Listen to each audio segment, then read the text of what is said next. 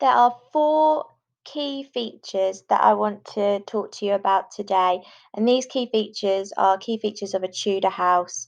So the first one is its black and white colour. So these houses still had wooden frames, okay, but it's important to know that Tudor houses were always a white colour and then black for the beams. Okay, so we know that the white colour was achieved by painting on lime wash. Okay, and the wooden frames were covered in black tar, so that's just a liquid made from coal. So they were always black and white. That's the first feature. The second feature of a Tudor house is that the beams, so these bits here, you can see the black bits here, and you can see the beams before the walls were put in properly. So the beams were cut by hand. So that means they're not all the same size.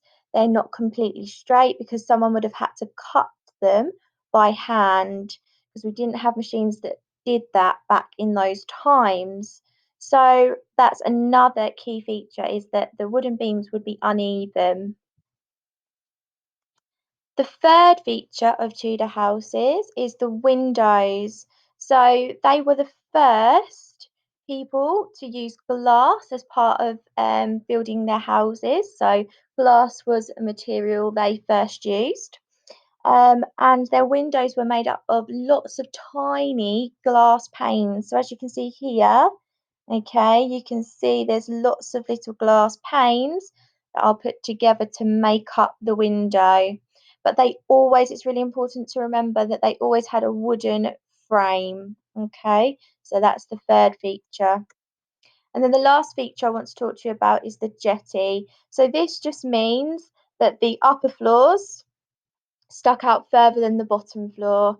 And this was because Tudors wanted to have more floor space upstairs whilst still being able to keep the roads wide. So by having the downstairs not sticking out, the ground floor not sticking out, that meant the roads could be kept wide, but they could have their houses sticking out further upstairs to allow them to still have more rooms somewhere in their house. So the fourth feature is a jetty that all Tudor houses had.